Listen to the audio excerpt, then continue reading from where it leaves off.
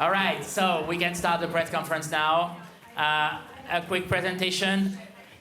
Sitting next to me, we have the kids of the film, Jaylin Webb and Banks Repeta.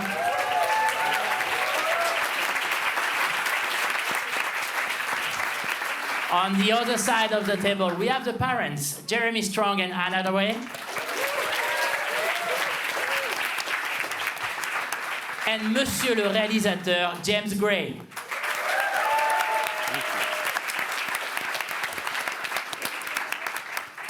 If you don't mind, I'm going to start with you, Monsieur Gray, and then I'll open the floor to questioning.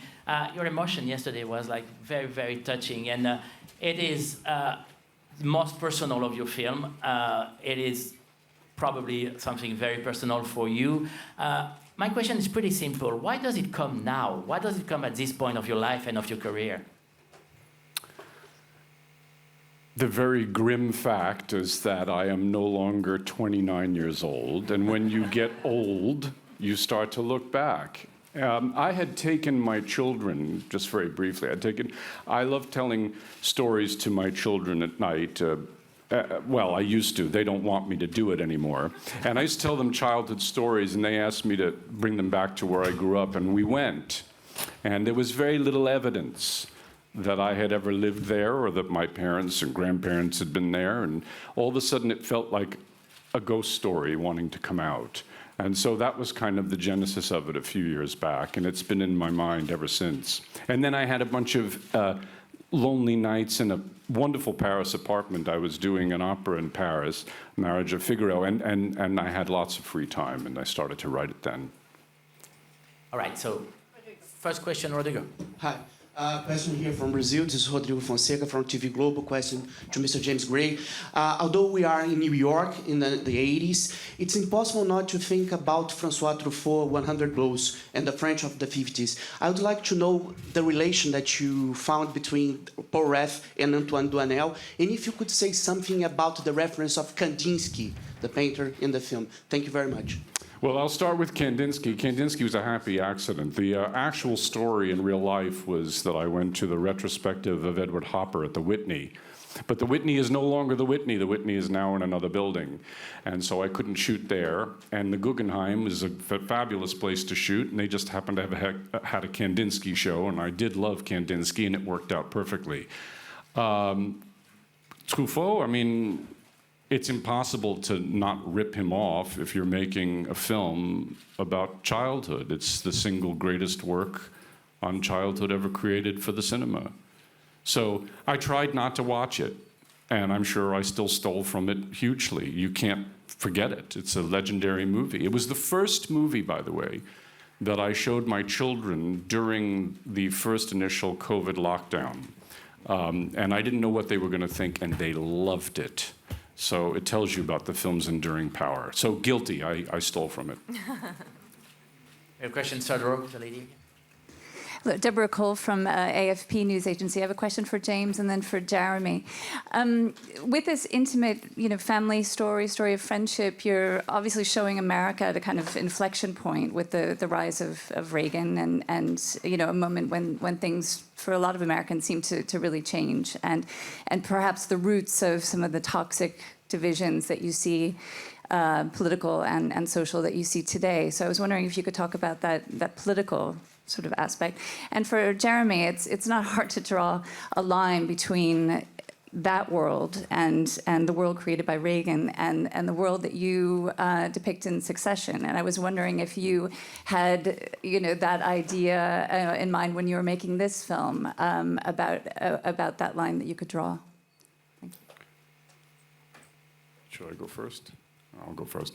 I was here maybe 8 or 9 years ago, Forum des Images, or I was in Paris, Forum des Images, and I was about to go on stage, and a man came up to me and he said, "You're American." I said, "Yes."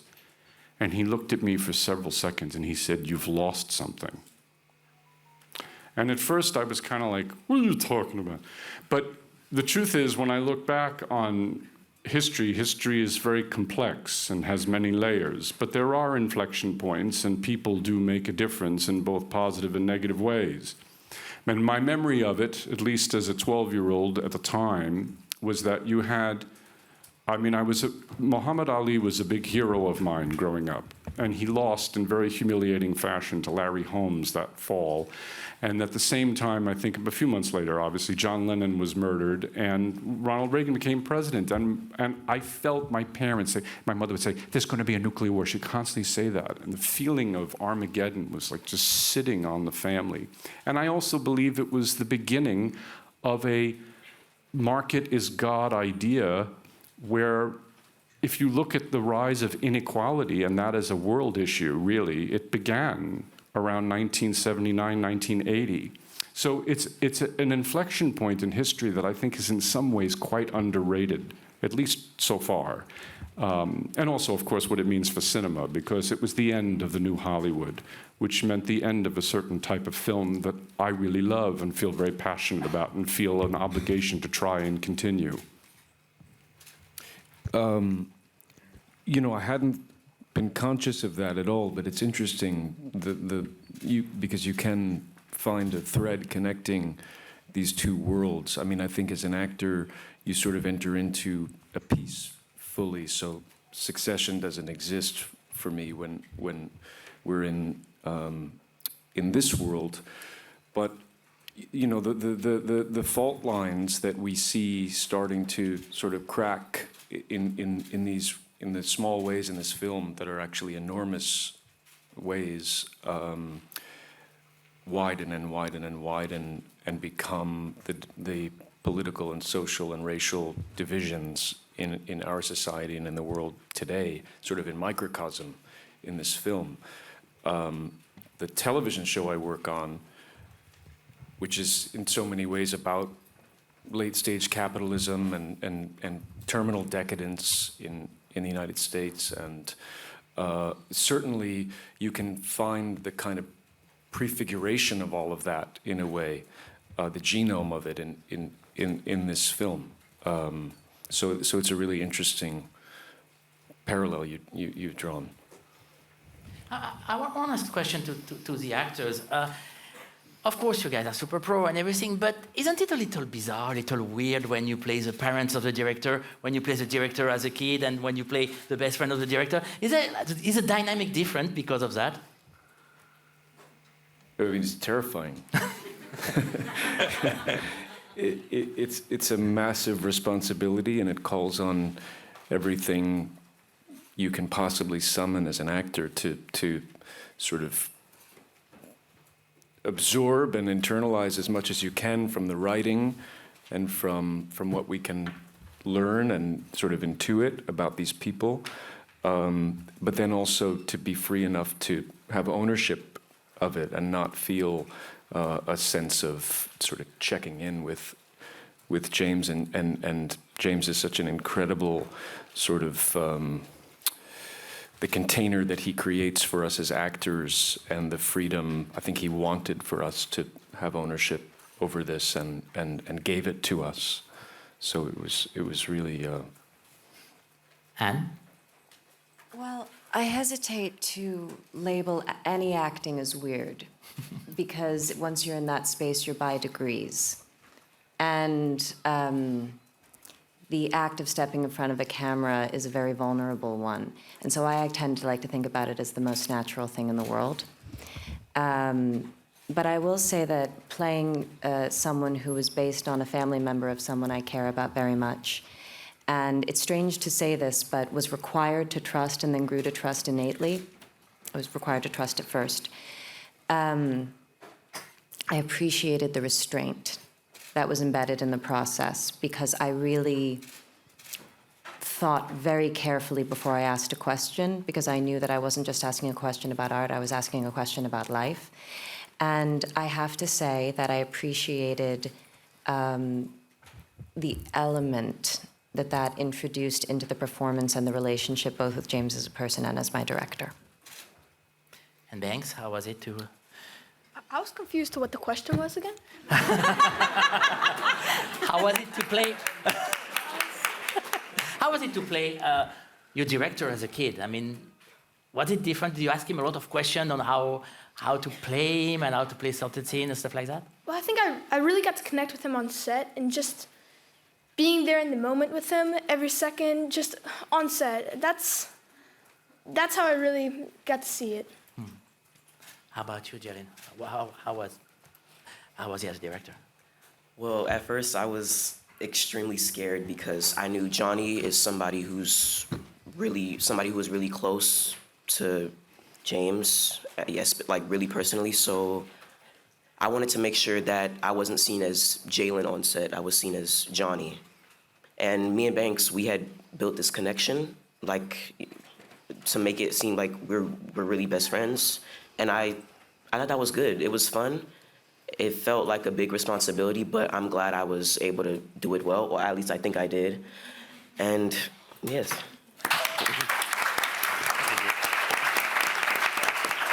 We have a question over there. Yes, hello. I'm Esther Heboyan from Strasbourg. The newspaper is called Eurojournalist. Thank you for this beautiful film. My question is for Mr. Gray. You are obviously making a moral and political point about American society in the 1980s, and yet your film is never didactic. How intentional was that? How did you manage to stay non-didactic? Thank you. Thank you. How did I manage to stay not didactic? I don't know. Maybe it depends on whom you ask, right? But I would say because I actually have no idea how to solve issues of inequality, of class. I have no idea how to solve any of that. When you don't have an idea of how to solve things, you have to just simply put it out in front of the audience and hope that they can make connections for themselves. I don't think that as a filmmaker, it's my job to promote an answer for the world. You know, that's for, you know, Joseph Goebbels thought he had an answer, you know, and I don't feel that that's what our job is as creative people. I mean, we are here to pose questions, and we're here to illustrate and shine a light on our personal and more intimate impressions. And the rest is left to you. That's my own philosophy. When I hear about a filmmaker, you know, making a point and all that, I always kind of, you know, I stand back and I'm always afraid. So I think the reason is that I'm just ignorant about the answer. I think we have a question right here. Hello, hi. My name is Rupak. I represent Prohor.in from Calcutta. First of all, congratulations for this wonderful movie. It was fantastic. This question is for James and Anne and Jeremy. So Jaylene and Banks have done a wonderful job, and they have gone through this process of seeing the issues of the world probably a bit earlier than their age should be. Like, so do you think this has some sort of an effect on their psychology, or how do you deal with it if it is at all present in the process? Wow. You mean how, their psychology as people here, sitting here, or psychology in the course of the story? I mean, how does it affect the psychology of these young kids? As characters or in life? In life. In through life? the characters, yeah. Do you see the problem at all, or if so, how do you I deal with it? understand exactly what you're asking. I have no easy answer for you. It's part of what it means to be an artist, if I dare use that dirty word. It's our job to do really two things only. Work hard and take risks. And no, that was not Scott. Work hard and take risks, and that is all you can do. And I did ask of them to take risks, to have that kind of psychological impact on them, of course. Because in a way, it's showing them a part of the world that perhaps they don't know about, which would be New York City, 1980, which was a not altogether friendly place. So you're right, it's dark. But they're artists. They want to be artists. It's their job. It's my job. Well, first of all, I would like to ask if Banks or Jalen has anything they would like to say for themselves, without wanting to put you on the spot. And if you're not ready, I'm happy to answer. What do you mean by that? Well, so the question is, how do you, as an artist, perhaps tell a story that is a more adult story while you are still a child? And how do you, I don't mean to speak for you, sir, how do you make sense of what you're seeing that you're a part of while still being who you are, and how does it affect you when you go home? Is that a proper representation of the question? Did it affect you? No, I got most of my insight from James and the bigger people like Annie and Jeremy, who've really helped me through this journey, and congratulate my parents for just helping me along the way. So that's my... There you go. You know, What about you, buddy? Well, Johnny, he deals with a lot. Discrimination from his teacher. He doesn't have advantages as many other people do. And luckily, growing up, I never got to experience what Johnny experienced. So just trying to deal with this psychologically, I tried to understand. I tried to get in his mindset and really understand what he went through. And my parents helped me out because, you know, they're very familiar with that feeling. And James, all of you guys really helped me with insight. You guys helped me realize and understand, and that really helped me enhance my performance. And to answer your question, having been aware that I wanted to be a very serious actor from an unusually young age, I am aware that there is a type of artist that has that desire and that drive from a young age. And I recognized it in these two young men, and I know from my own absolute blessing of having parents that understand and supported me that it is possible to be a child, tell an intense story, and still make it through intact. And that had a lot to do with the world that you put around them. So we just created a set that was safe, full of love, knew how to be serious, knew how to get work done, but also was warm. And I don't know if that had an effect on the film, but I have some of the best memories that I can claim as an actress on this set. Thank you. I guess we have a question at the back of the room over there. Can I just throw in no. אמיר קמינר, ידיעות אחרונות. אמיר קמינר, ידיעות אחרונות תל אביב. James? Sorry, I can't It's over find there. you. Over there. Ah, there you go. It's quite bright. I'm sorry. Yeah, it's not congratulations. It's not your most personal film. It's your the best one. So, Oh, thank you. I never know what that means. it's a compliment, believe me. I'm going to take the compliment. I like it. But people say, oh, that's your best movie. And then I kind of think, well, does that mean the others are no good? No, it's Jewish, you know what I'm saying? Of course, we are all. So it's really wonderful. Oh, thank you. Did you want to say something about America today? Do you still cope with racism? And Annie, did you enjoy to play Jewish mother? You want to take that first? Who wouldn't? It was an honor. My husband is Jewish, and we spoke a great deal about what this would mean to represent in art, but also what it would mean for our family. My mother-in-law, who passed recently, was simply the greatest mother, Jewish mother I've ever seen, and her legacy, her legacy influences my life in profound ways that I am truly, truly grateful for. And the hand of a Jewish mother will guide the rest of my life. And if I have done one thing in terms of capturing the depth of that love and that connection and that, I honestly I won't even attempt to put it into words because it is beyond, and that's why I'm so grateful to cinema, because it allows you to say things without words.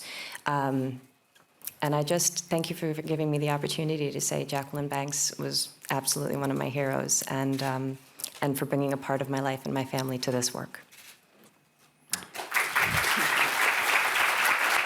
I got to follow that. Jacqueline Banks. I got to follow that with some treatise on American capitalism in 2022. This is not fair. What was your question to me? I don't know. I can't even remember. I'm focusing on, Jewish mothers. About racism today. I think we're in serious trouble today, don't you? Take a look at the world. I mean, what happened? How'd we get here? How'd we get here to where there's like two people who own everything, right? There's a bunch of authoritarians that are trying to take over the planet. How did we get here? It didn't happen by accident. You know, I'm not advertising for Soviet-style communism because I went to the Soviet Union in 1984. It was completely broken. But you at least had some other system. Today, it's the market. The market is God. You tell someone who's under 20, you're a sellout, they think it means you have no more tickets left. They don't know what it means. So where does that leave us? The whole point is to inspire creativity, to inspire a world which is creating artists at a rapid rate. And instead, what we teach is, oh, that's a good franchise. Get into that franchise. We used to think of franchises as McDonald's and Burger King. Now we talk about it with cinema. What happened? Something happened. Why aren't we talking about that more? Where is the critique of capitalism itself, which has led to a system of horrendous inequality? So when you ask me about where we are today, we're in deep trouble. And it's up to artists to show what's wrong, because it's not coming from anywhere else, I can tell you that. So that's my own view. I get applause. I get applause for that. That's an easy applause line. The lady here. Bonjour, Gabriela Bravo de Gabriela Bravo from Chile. I would like to ask you the following. In your film, we can see that is a question for Mr. Gray. We can see a lot of discrimination, but you point your finger, above all, at the privileges of white people. You have the two boys. They both do wrong things, but one fares better than the other. Why did you decide to put your finger on that point in your film?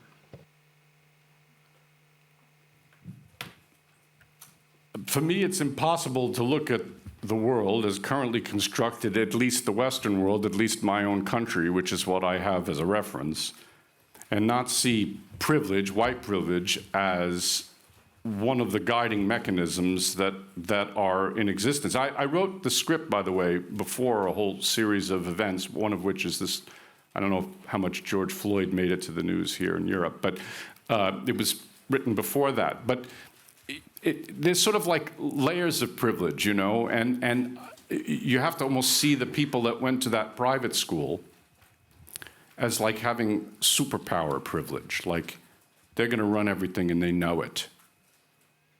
And there's something ossified about a system where the same group gets to the top and stays at the top, and they keep everybody else out. And that's the system we're under.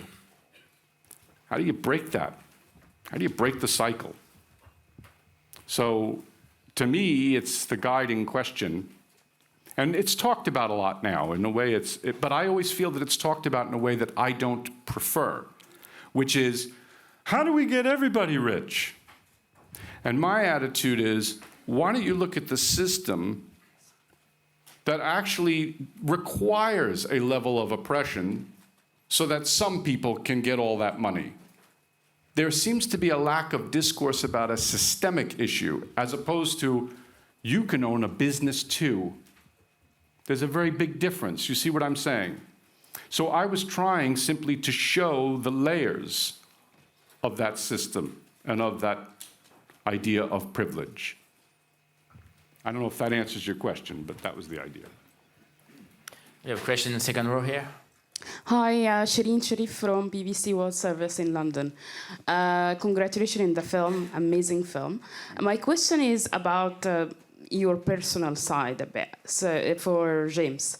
So you touched in many political issues in 1980s, but I can see the film is actually touching in the current generation, your generation now, how these conflict and suffering back then affected this generation and how they are living now.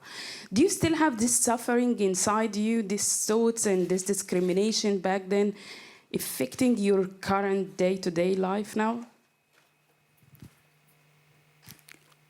I mean, a lot of, my life is beautiful in many, many ways. I have an incredible wife who's here, and my 3 children who are probably jumping off the pier right now somewhere on the Croisette and doing dangerous things.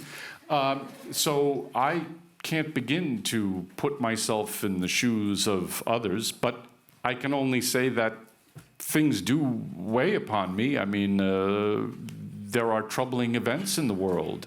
You know, a lot of times I talk to my friend who's very close with me back home, and he'll say, "Don't read the newspaper. It'll just get you all angry, and don't read this magazine." He's sort of right. You know, he stopped, and he's much happier, and he goes swimming every day.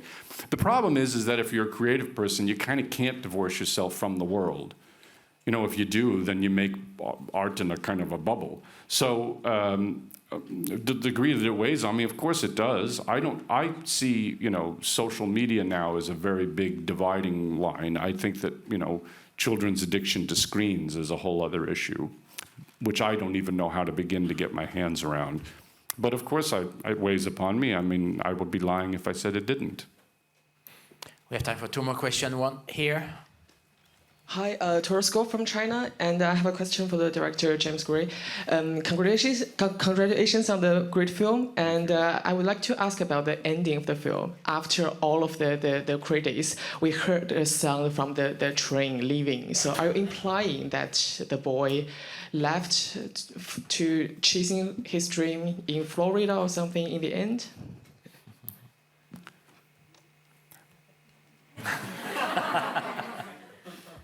The ending is what you make of it. I mean, last night this woman who was very nice to me came up and asked me to tell her whether a film I made called Two Lovers had a happy or a sad ending. She wanted to know my answer. I said, "Well, what did you think?" She said, "I think it's happy, but my sister thinks it's sad," and we argued. I said, "Good, I like that. I hope you argue the rest of your life about it." I mean, my own attitude is the ending is always to be ambiguous and never to be vague. So whatever you take from it is good. Last question at the back of the room over there, the lady. Hello, Florencia Angeles from WRIU Colombia. My question for... Can you raise your hand? It's really hard for us to see. Oh, there you are. Yes, sorry. For James, we talk about inequality, social inequality, but also, for me, like a mother, of the right of the children, because we have Banks who is beaten for his father, and for Anne and for Jeremy, how is like in this world with all the right of the children who prepare one character who is very, very aggressive to the children. For me, in my opinion, it's so touching. First of all, thank you for your question, but I have to say, the idea of children and protecting children, it's a fairly recent historical idea, right? I mean, you're talking about Victorian England is the idea of childhood as something to be preserved and is lovely. But even today, children live brutal lives in much of the world, large portions of the world. In the Western world or in the United States and in developed nations, as they call it, this idea of childhood as a precious thing to be preserved, that's fairly new. And, I can't stand to see a child get beaten. It's horrible, but I'm going to tell you that it was very commonplace 30 years ago, 40 years ago. It was in fact seen as correct parenting. Now, I don't like it, but I'm not going to rewrite history and say, my father sat me down and gave me a little candy, or he had read a book that Oprah Winfrey had suggested that he read. That was not the world. The world was, you got out of line, you get the belt. And is that good? No. I can't imagine actually hitting my children. I've never hit any of them. And it's insane to me. No answer in life is solved, really, by hitting the other person. So I think it's nuts. But it was the world. And we look at the world now very differently than we did in 1980. Look, In the Napoleonic Wars, you had 8-year-old boys in the HMS Victory. They were loading the cannons. They were called powder monkeys. So things change. Thank you, James. What I would like to thank you for this question because it gives me an opportunity to clarify a point about what I said earlier when I spoke about my mother-in-law. She inspired the most beautiful moments of my character and not the ugliest. And the warmth and sweetness and touch of motherhood, that was what she inspired. And I think James just made an excellent point about observing the past without judging it and actually allowing the pain that was caused in the past to serve the present. And each one of us has an opportunity every single day of our lives to decide whether or not we want to continue the practices of harm, conscious and unconscious. And we make a choice every single day about how we want to conduct ourselves, how we want to see others, how we wish to think about others, and how we wish to think about ourselves. And in this case, we were all, I think we did a pretty healthy job of it. You know, we were all in constant communication. We checked in with each other, especially with Banks. Before and after, we had consent. We spoke it through. I spoke it through with Banks's mother at great length. And as James said, and then at a certain point, we've all made an agreement that we are going to attempt to make art. And I was so. No, I'm not going to use the word lucky because I see a world in which this sort of behavior becomes commonplace. I think it's difficult because I think fundamentally you can't make art and be safe at the same time. And James and this film is a very unflinching exploration of very personal experiences. And there's a loss of innocence that the younger characters experience, and there's a concomitant loss of innocence, I think, sometimes for young actors in what they experience. I read the script, and this character was described as a Jewish Stanley Kowalski with an engineering degree, and there is a violence in him, and a brutality and a cruelty. And I think it was necessary to tell the story fully, to go there, and you know, with a very courageous young actor within boundaries. But those were very difficult days on set, because as the actor, you almost have to think of it as, what is this event like for Irving, not how do we perceive or judge this event? And Irving is largely inept and doesn't know how to meet those moments with a more evolved emotional consciousness. Yeah, I didn't thank Banks, by the way, because he was very generous to us. That was a very, particularly one scene in particular, the beating was very unpleasant to shoot, and you were very generous. So thank you, young man. Of course, it's as. Jeremy and James, Banks, Jillian, thank you very much. Merci beaucoup.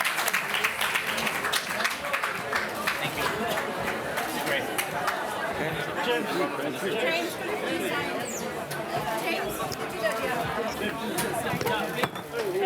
Please don't stand on the stage, please. It's okay to sign it. Don't stand on the stage.